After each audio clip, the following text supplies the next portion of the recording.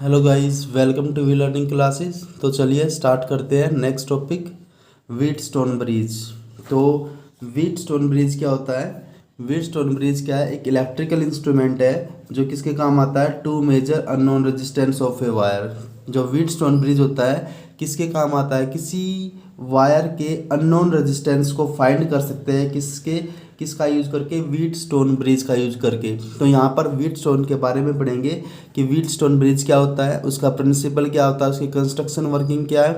तो सबसे पहले जो व्हीटस्टोन ब्रिज होता है वो व्हीटस्टोन ब्रिज किसके काम आता है? To measure unknown resistance of a wire. किसी वायर के अननोन रेजिस्टेंस को फाइंड कर सकते हैं। उसके बाद इसका प्रिंसिपल कि किस प्रिंसिपल पे काम करता है। जो व्हीटस्टोन ब्रिज होता है उसकी जो वर्किंग है वो किस पे बेस्ड है? Balanced condition of Wheatstone bridge की। व्हीटस्टोन की बैलेंस्ड कंडीशन पे बेस्ड है कि जो व्हीटस्टोन ब्रिज है उसकी जो वर्किंग है वो किस पे बेस्ड है? Balance condition of Wheatstone bridge की। जो व्हीटस्टोन ब्रिज है उसकी बैलेंस कंडीशन पे इसकी वर्किंग बेस्ड है। ये बैलेंस कंडीशन क्या होती है? यहाँ पर टोटल 4 रेजिस्टेंस होंगे। व्हीटस्टोन ब्रिज के अंदर टोटल 4 रेजिस्टेंस होंगे। P resistance, Q resistance, R resistance और एस रेजिस्टेंस। तो इसमें से तो हमें पी क्यू और आर तीनों क्या होंगे? नॉन होंगे। और उसमें से एस जो होगा, एस क्या होगा? अननोन रेजिस्टेंस होगा वायर का, जो हमें यहाँ पर फाइंड करना। तो यहाँ पे पी क्यू आर चारों रेजिस्टेंस है। इसमें से पी क्यू आर क्या यहाँ पर तीनों नॉन रेजिस्टेंस है, एस यहाँ पर क्या? अननोन रेजिस्टेंस है। तो बैलेंस कंडीशन वो कंडीशन है, अगर मान लो हमें 3 रेजिस्टेंस की वैल्यू गिवन है तो फोर्थ की निकालनी है। लेकिन अगर हमें फोर्थ की निकालना है सबसे पहले उनके बीच में रिलेशन पता होनी चाहिए। अगर मान लो हमारे पास 4 रेजिस्टेंस है और एक रेजिस्टेंस की वैल्यू निकालनी है तो सबसे पहले हमें क्या पता होना चाहिए? उन चारों के बीच में रिलेशन क्या है। तो बैलेंस कंडीशन वही है कि बैलेंस कंडीशन में क्या होगा? इन चारों के बीच में एक रिलेशन आ जाएगी। वहाँ पे क्या होगा? पी बाई क्यू, जो दो रेजिस्टेंस है, पी बाई क्या होगा? जो रेशो होगा वो किसके इक्वल होगा? आर बाई एस के इक्वल होगा। तो हमें पी भी यहाँ पर नोन होगा, क्या भी नोन होगा, आर रेजिस्टेंस बॉक्स से निकाल लेंगे और एस की वैल्यू हम वहाँ से कैलकुलेट कर लेंगे। तो हमें बैलेंस कंडीशन में क्या आ जाएगा कि दो रेजिस्टेंस का रेशो पी बाई क्या होगा? जो रेशो होगा वो किसके इक्वल हो जाएगा? आर बाई एस के इक्वल हो जाएगा। और वहाँ से हम क्या करेंगे? एस की वैल्यू फाइंड कर लेंगे।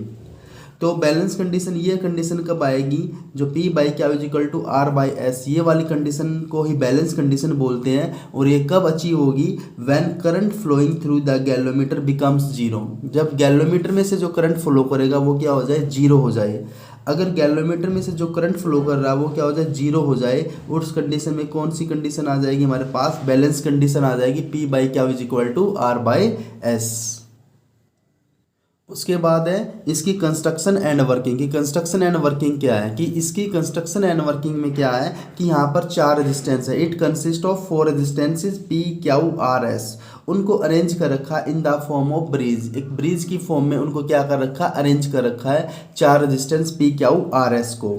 साथ में यहाँ पे एक इलेक्ट्रिक सेल भी लगा रखी है सर्किट को ड्राइव करने के लिए, सर्किट को चलाने के लिए यहाँ पर एक इलेक्ट्रिक सेल भी यूज करेंगे जिसकी ईएमएफ क्या? वी ई है। और साथ में एक वन वे की भी यूज करेंगे। वन वे की यहाँ पर किसका काम करेगी? स्विच ऑन और ऑफ का काम करेगी। अगर हम इस वन वे की के अंदर क्या होती है? की होती है। अगर उसके अंदर होल के अंदर की को डाल देते हैं तो वहाँ पे उनके बीच में कॉन्टैक्ट बन जाएगा और सर्किट क्लोज हो जाएगी। जैसे ही हम उस की को निकाल लेते हैं तो बीच में गैप होता है, तो गैप मेंटेन हो जाएगा और सर्किट क्या हो जाएगी? ऑफ हो जाएगी। तो वन वे की यहाँ पे किसका काम करेगी? सर्किट के ऑन और ऑफ का काम करेगी। अब यहाँ पर क्या करेंगे? हम इसका डायग्राम बनाएंगे कि व्हीटस्टोन ब्रिज का जो डायग्राम है वो कैसा बनाएंगे जिससे हम अननोन जो वायर होगा उसके अननोन रेजिस्टेंस की वैल्यू को फाइंड कर सके। तो यहाँ पे मैंने बताया कि यहाँ पर टोटल 4 रेजिस्टेंस होते हैं। तो सबसे पहले 4 रेजिस्टेंस बनाएंगे यहाँ पर।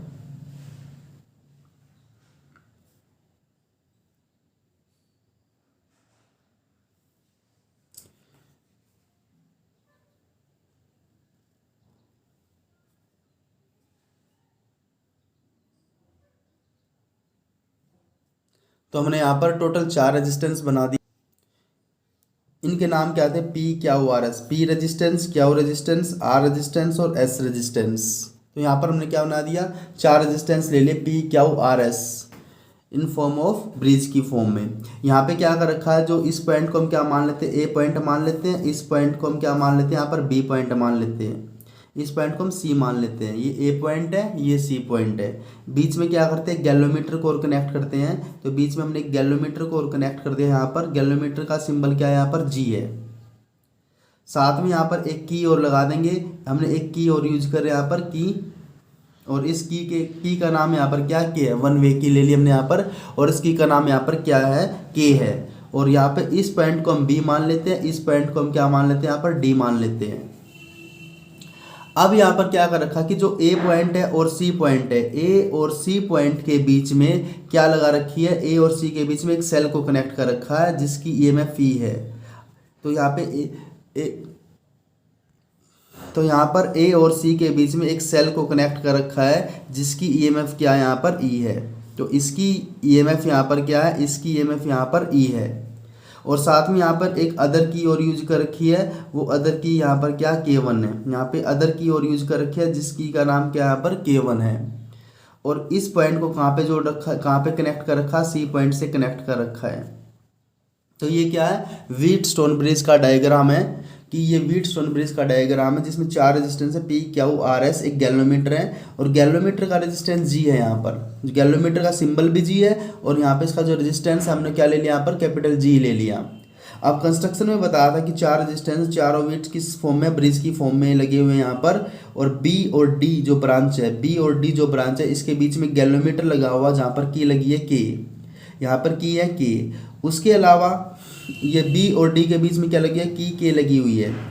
उसके अलावा यहाँ पर एक की और लगी हुई है एक्स्ट्रा, वो की कहाँ पे लगी है, यहाँ पर लगी है K1 की, जो पूरी सर्किट को, क्योंकि यहाँ पे सेल या कहाँ पे लगी है, यहाँ पर लगी हुई है। इस सेल से क्या होगा, पूरी सर्किट में करंट फ्लो करेगा। इस सेल की वजह से सर्किट में करंट फ्लो करेगा पॉजिटिव से नेगेटिव की तरफ, पॉजिटिव से नेगेटिव की तरफ यहाँ पर करंट फ्लो करेगा। अब इस सर्किट को ऑन करना ऑफ करना वो किसकी हेल्प से होगा, K1 की हेल्प से होगा। तो वो जो यहाँ पे सर्किट को क्लोज या ओपन करना, मतलब ऑन या ऑफ करना किसकी वजह से होगा, K1 की वजह से होगा। तो यहाँ पर P और क्या हो, क्या नॉन रेजिस्टेंस है, आर बी, आर यहाँ पे क्या रेजिस्टेंस बॉक्स है, आर यहाँ पे क्या रेजिस्टेंस बॉक्स है जिससे हम रेजिस्टेंस की वैल्यू यहाँ पर एडजस्ट करेंगे। तो आप इसको यहाँ पर डायग्राम में भी देख सकते हैं कि रेजिस्टेंस बॉक्स कैसा होता है।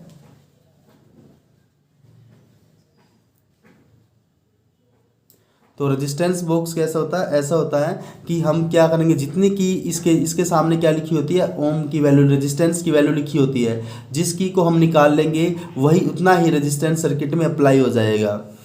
अगर जितना भी रेजिस्टेंस इसके सामने लिखा हुआ, अगर हम इसके सामने से की निकाल लेते हैं तो उतना ही रेजिस्टेंस कहाँ पे, सर्किट में अप्लाई हो जाएगा। जब तक सारे की इसके अंदर इंसर्ट है तो पूरा रेजिस्टेंस जीरो होता है। अब जो हमें जितना हमें रेजिस्टेंस चाहिए उसके सामने से की निकाल लेंगे इस रेजिस्टेंस बॉक्स में से, तो हम रेजिस्टेंस बॉक्स की वैल्यू में यहाँ पे नॉन होती है। उसके बाद एस की वैल्यू हमें निकालनी है, एस रेजिस्टेंस यहाँ पर क्या, अननोन रेजिस्टेंस है।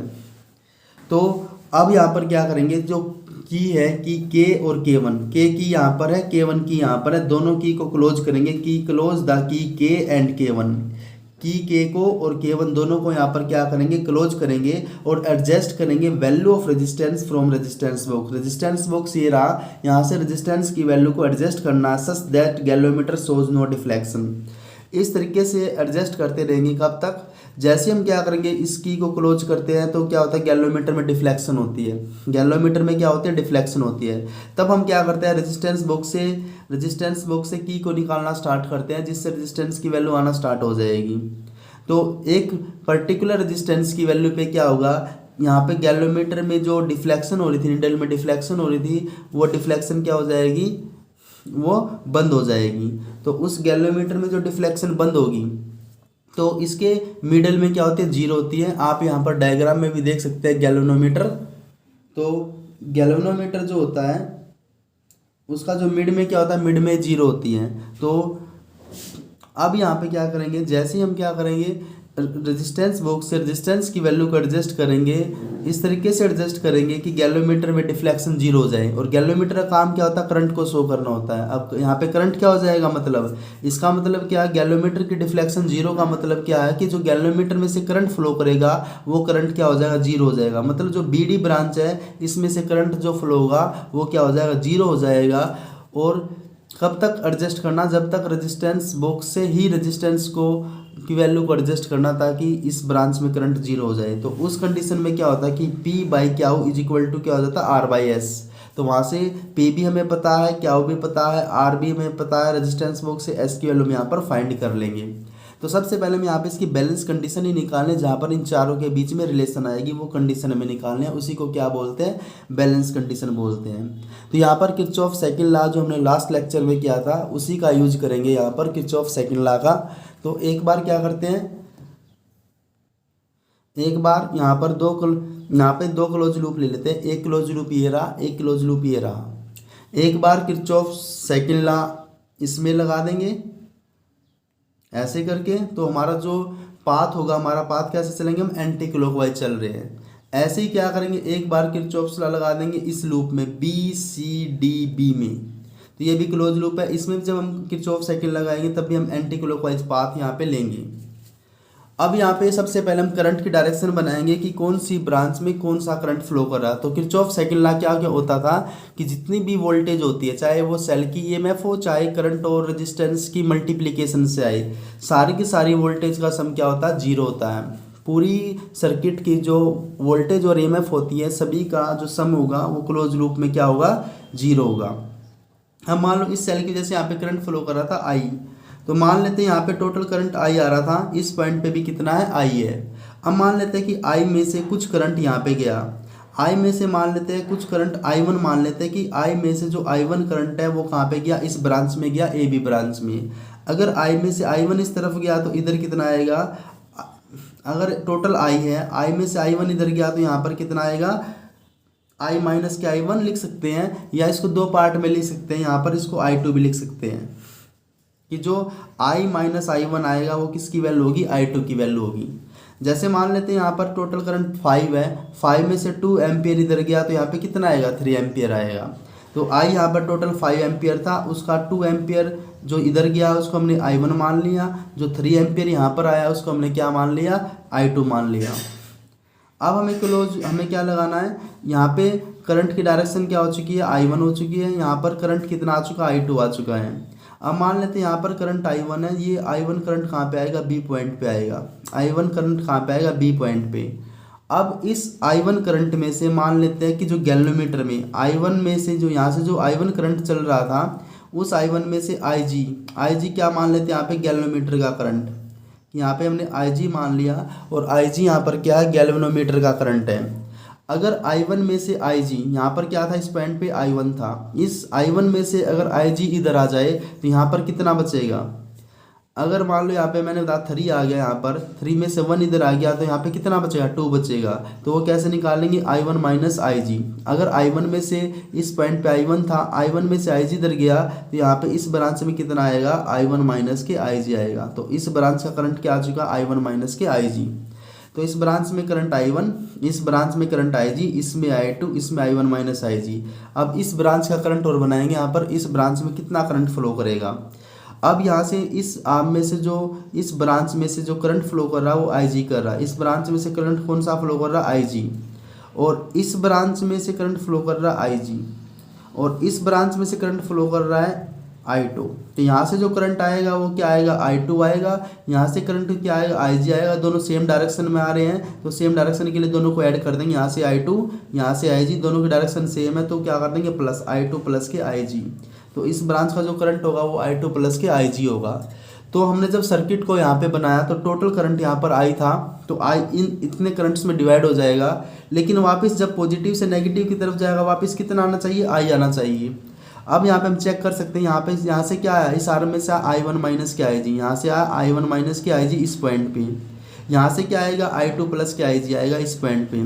तो यहाँ पर IG माइनस का है, यहाँ पे IG प्लस का, तो IG से IG कैंसिल हो जाएगा। यहाँ पर वापस क्या बचेगा, यहाँ पर वापस बचेगा I1 प्लस के I2, और I1 प्लस के I2, I को ही डिवाइड किया था I1 प्लस I2 में। तो यहाँ से जब यहाँ से I1 माइनस IG आया, यहाँ से I2 प्लस IG आया, तो IG से IG कैंसिल हो जाएगा, I1 प्लस I2 बचेगा, और दोनों मिलके यहाँ पे क्या देंगे, I देंगे, क्योंकि I ही डिवाइड हुआ था I1 प्लस I2 में। अब क्या करेंगे, यहाँ पर एक बार किरचॉफ सेकंड लॉ लगाएंगे इस क्लोज लूप में A B D A में। एक बार किरचॉफ सेकंड लॉ लगाएंगे बी सी डी बी में। तो सबसे पहले किरचॉफ सेकंड लॉ लगाएंगे इस क्लोज लूप में, तो apply Kirchhoff second law. Kirchhoff second law apply करेंगे इन क्लोज लूप। क्लोज लूप का नाम यहाँ पे क्या, ए बी डी ए। तो ए बी डी ए में किरचॉफ सेकंड लॉ अप्लाई करेंगे। तो सबसे पहले हम यहाँ पे ये ब्रांच लेंगे, ए से चलना स्टार्ट करेंगे। तो यहाँ पे करंट हमने कौन सा पाथ लिया है, यहाँ पर एंटी क्लॉक, यहाँ पे हमने जो पाथ लिया है, पाथ यहाँ पर कौन सा, ये क्लॉकवाइज पाथ है। तो हमने यहाँ पे जो पाथ लिया वो कौन सा लिया, क्लॉकवाइज पाथ में चल रहे हैं। ए पॉइंट से चलना शुरू किया और कैसे चलना शुरू किया, क्लॉकवाइज ऐसे चलना शुरू किया।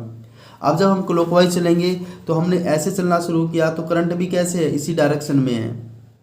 तो करंट जो फ्लो कर रहा है I1 किस में है, जिस पाथ में हम चल रहे हैं क्लॉकवाइज में, करंट भी उसी डायरेक्शन में है। तो I1 इस तरफ है, इसका रेजिस्टेंस क्या, P है। तो करंट इंटू रेजिस्टेंस की वैल्यू क्या हो जाएगी, पोटेंशियल डिफरेंस। यहाँ पर इसके लिए जिस डायरेक्शन में हम चल रहे हैं उसी डायरेक्शन में करंट है, तो पॉजिटिव आ जाएगा। तो यहाँ पर क्या आ जाएगा, I1P। फिर ये ब्रांच कंप्लीट हो चुकी है। फिर आगे हम इस ब्रांच में हम चल कैसे रहे, ऐसे ही चल रहे हैं क्लॉकवाइज, और करंट भी कैसे फ्लो कर रहा है, IG भी क्लॉकवाइज फ्लो कर रहा है। तो इसका हम करंट मान लेते हैं IG, और गैलोमीटर का रेजिस्टेंस हम मान लेते हैं G। तो करंट इंटू रेजिस्टेंस वापस फिर वोल्टेज बन जाएगी। तो गैलोमीटर का करंट क्या है, IG, गैलोमीटर का रेजिस्टेंस यहाँ पे क्या मान लेते हैं, कैपिटल G मान लेते हैं। तो दोनों की मल्टीप्लाई से फिर क्या मिलेगा, पोटेंशियल डिफरेंस मिलेगा। तो ये ब्रांच भी कंप्लीट हो चुकी है, ये ब्रांच भी कंप्लीट हो चुकी है। अब हम ऐसे चल रहे हैं सेम डायरेक्शन में, करंट भी ऐसे ही चल रहा था बिल्कुल सेम डायरेक्शन में। अब हम आ चुके हैं इस डायरेक्शन में, लेकिन इस ब्रांच का जो करंट है हमारे पाथ के अपोजिट में। हम तो ऐसे चल रहे थे, लेकिन करंट कैसे हमारे अपोजिट में आ रहा है। तो यहाँ पे क्या ले लेंगे, I2 और R की जो मल्टीप्लाई होगी वो माइनस में लेंगे, क्योंकि हम चल रहे थे यहाँ पे क्लॉकवाइज में, लेकिन करंट आ रहा हमारे अपोजिट में, एंटी क्लॉकवाइज में ऐसे। तो यहाँ पर क्या आ जाएगा, माइनस में आ जाएगा, माइनस का I2 R तीनों। तो इस ब्रांच का भी कंप्लीट हो चुका है, इसका भी तो क्लोज लूप में पूरा कंप्लीट हो चुका है। तो जितना भी पोटेंशियल डिफरेंस या पोटेंशियल ड्रॉप होगा अक्रॉस द रेजिस्टेंस, उन सब का सम क्या होगा, जीरो होगा, क्योंकि इसमें EMF तो है नहीं। तो यहाँ पर क्या, करंट रेजिस्टेंस की ही मल्टीप्लाई से वोल्टेज आएगी। तो उन सब का सम यहाँ पे क्या ले लेंगे, जीरो ले लेंगे। अब यहाँ पर क्या करेंगे, अब दोबारा से किरचॉफ सेकंड लॉ लगा देंगे इस क्लोज लूप में। तो अप्लाई, उसके बाद क्या करेंगे, यहाँ पर किरचॉफ सेकंड लॉ दोबारा से किस लूप में लगाएंगे, बी सी डी बी में। तो अप्लाई किरचॉफ लॉ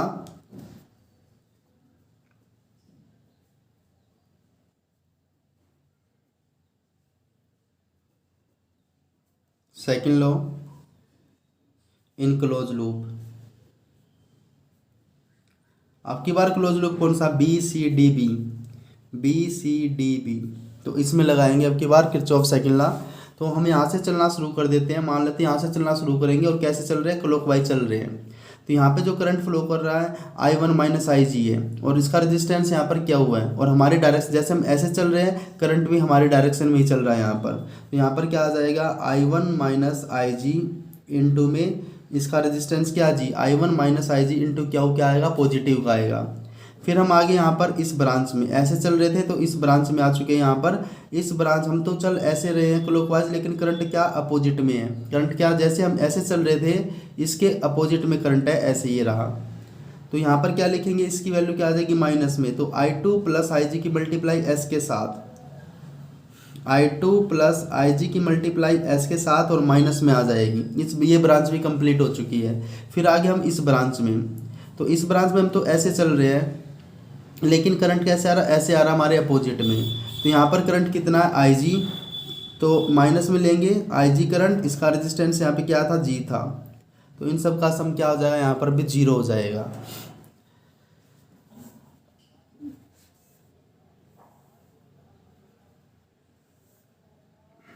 तो अब यहाँ पर क्या करेंगे, हमारे पास एक बार हमने क्या लगा दिया, क्लोज लूप में किरचॉफ सेकंड लॉ लगा दिया, एक बार क्लोज लूप इसमें क्या लगा दिया, किरचॉफ लॉ।